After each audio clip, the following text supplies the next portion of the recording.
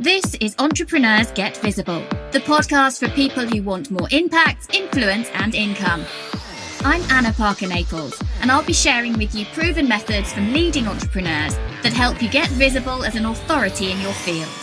Because anything's possible when you get visible.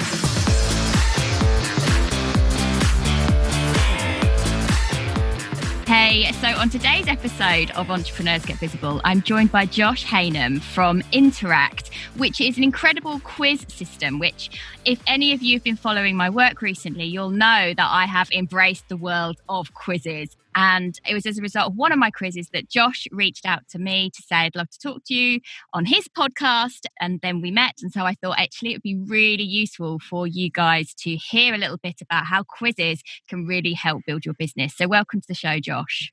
Yeah, thanks for having me on. So just to give a bit of context, talk a little bit about your background towards creating Interact.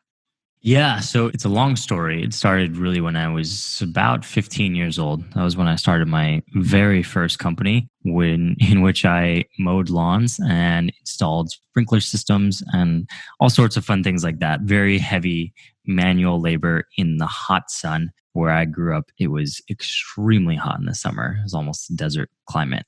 And I would sell jobs door to door and on Craigslist, different classified postings, and get paid terrible amounts of money for it, terribly small. And I loved it because I could work for myself. I had control over the quality of the service and the way that we interacted with clients and made them feel special and attended to, even if we were just mowing a lawn.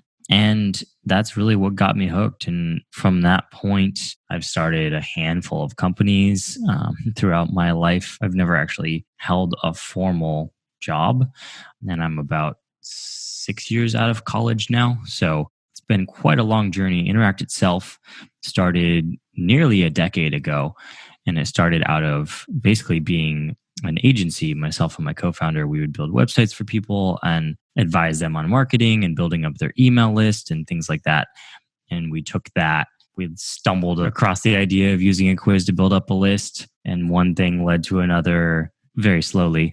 And it built up in a 10-year period. Yeah. So, quickly built over 10 years. So sometimes I almost forget just how crazy it was. I was chatting with a friend who has just recently started his company the other day, and he was just asking me about the early days, and I had forgotten all the hard times, years and years of just a handful of clients on our platform and barely scraping by, not really making much money at all. But we believed in what we were doing and we stuck to it, and thankfully it's paid off to where it is today. So now I read that you've got 150,000 entrepreneurs who are using your quiz site. That's quite a journey though, isn't it, over 10 years? What would you say has been your biggest lesson there? Yeah, it's had lots of ups and downs, lots of false starts in which it seemed like things were going to go somewhere and not. I think my biggest lesson, and I kind of reflect this in a lot of areas of my life and the way that I form my habits and things, is really just that patience and persistence can pretty much get you through anything. And if you're willing to put in those two things, everything else will eventually work itself out. I think the question is like how much you're willing to sacrifice other things like making a salary or comfort. All those types of things had to social be life.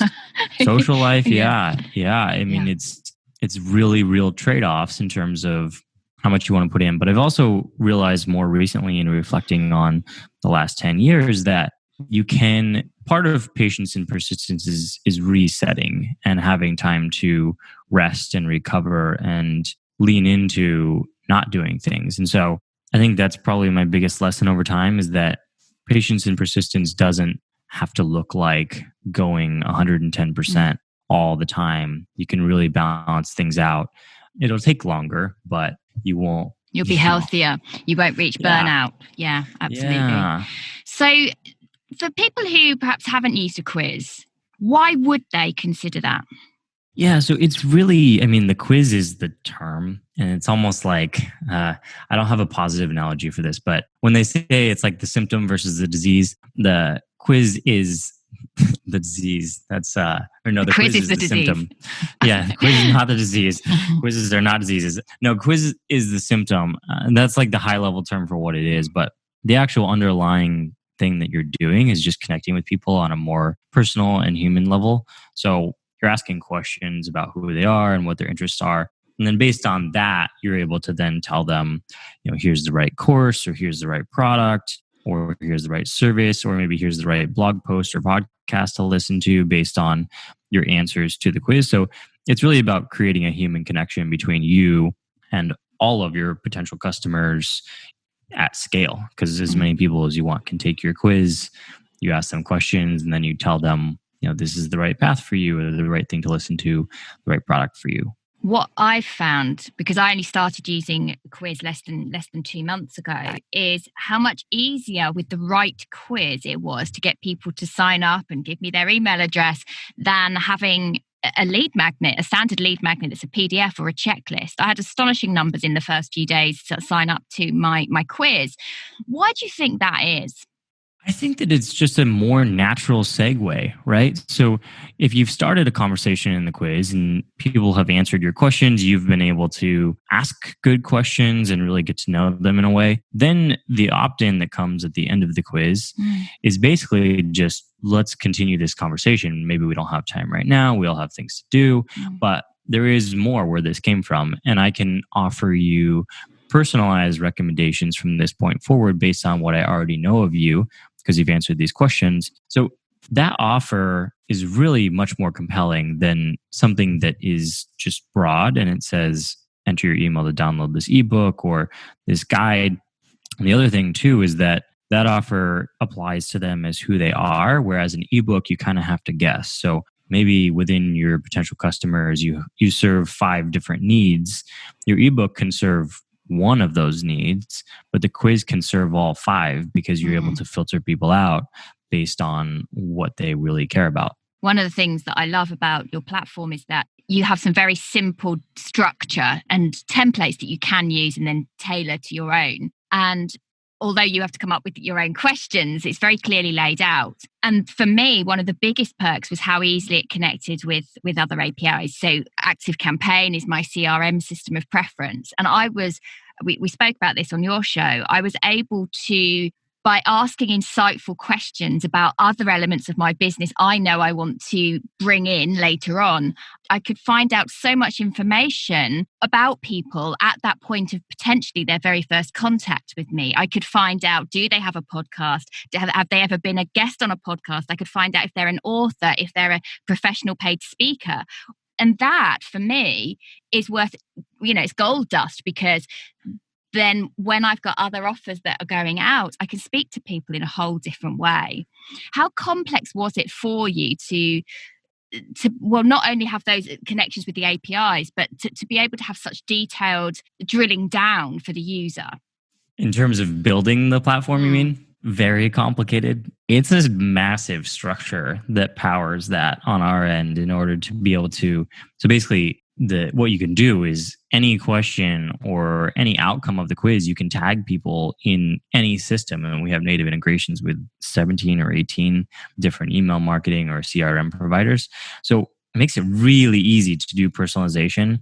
And you have permission to use that data, as opposed to, there's lots of conversations about data right now. And you're not just filling in some data set that you purchased or that is from Facebook. People actively told you these things. And so that makes it way more powerful and valuable. But on our end, it's an entire system that took 5 years to probably really perfect. It's gone through different iterations and different rebuilds in order for that to work, where we're actually able to connect up. Somebody answers a question, and in whatever system you use, you can then tag, filter, segment based on how they answered that question. So it's really powerful, but it took a very, very long time to build. But certainly from a user perspective, it was incredibly easy. When I think that the hours that would have gone into creating a freebie, a download, an ebook, something like that, whereas I could rock up at your system and within 2 hours, I got a very complex 10 question, well segmented quiz as a result. And what I like about it is that it's pretty interactive and fun for people. And I think that's really key.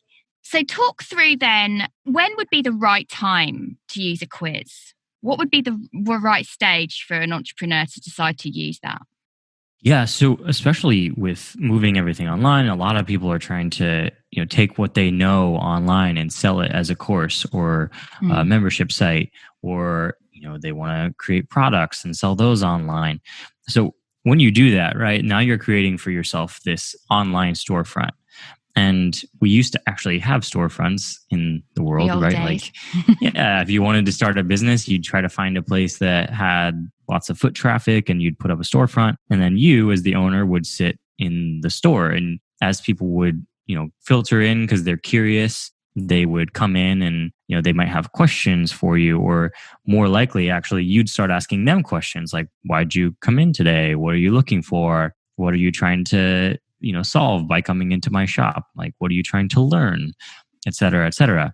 So that's you as the store owner sitting behind the desk. So now if you imagine that what used to be a physical storefront is now your website, you can do the same thing with a quiz. So instead of you sitting behind the desk in your physical store, you are sitting behind the quiz on your website store. And people take that quiz and you're asking them the same questions that you would ask them if you actually owned a store and people were randomly filtering in and checking you out. And so you can create this immediate personal connection with every person who happens to stop into your internet website store. And that is how we recommend using it, is putting it literally front and center, presenting it basically as, I'm here to help. What can I help you with? I think as well, if you get the quiz right and you make it quirky and enjoyable, people want to share that. It's not just about being on your website. It's a powerful post. So I've done this, and people want to kind of pass that on. So do you see a lot of that happening? Yeah, that's the crazy thing, right? So you imagine a lead magnet. Maybe somebody shares the ebook with a friend, or they forward it because they find it interesting. We have seen lead generation quizzes that are designed for list building literally go viral. So now you have 1 million plus people going through your quiz, to the point where some people have had to actually shut them down because they're like, we can't handle all the people coming onto our system. Like, it's breaking, which is just absolutely crazy to think about, the fact that what is meant to be helping you is actually so helpful to other people, to the point where they'd be sharing it so much that it breaks your website. Yeah, you don't recommend that though for Interact. But that's the thing. And I know people who, after years of slogging their guts out trying to build their list, create a good quiz. And you do have to get the quiz questions right, which we'll come to in a moment. But within a couple of weeks of having a really good quiz out there, have grown their list by 3,000, 4,000, 5,000, when before those numbers just weren't achievable. So I'm definitely, in my circles, not only seeing my own success with it, but hearing it from other people as well. So how do you make sure you get your questions right? Because that's the challenging thing. Not like you can create the bespoke quiz for us. How do you get started with that? Yeah, and it is challenging, and it's a difficult thing to wrap your mind around, because you're really trying to do something that connects with a lot of people, but you also want it to be personal, but you don't want to rule people out by asking questions that are too specific. So it really can become a mind trap very quickly to think about what kinds of questions should you ask.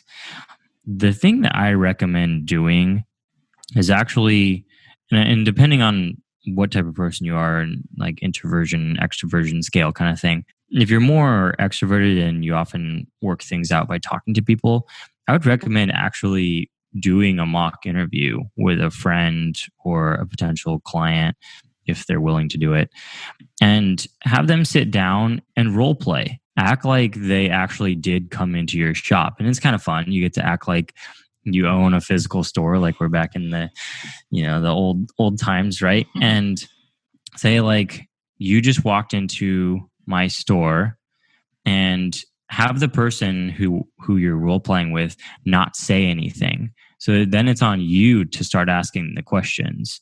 And imagine you're trying to sell your products. How would you start that conversation? What would you ask them? So you might start with like, what brings you in today? And they might answer. And then you'd say, okay, like, what are you trying to solve? What problems do you have? What are you interested in?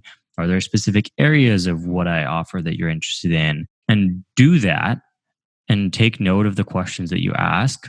And then from there, you'll have a rough first draft. You'll need to modify them because, depending on how the questions come out, you might need to broaden some, you might need to narrow them down, et cetera, et cetera. But I think it's really helpful to actually go through the practice of doing that.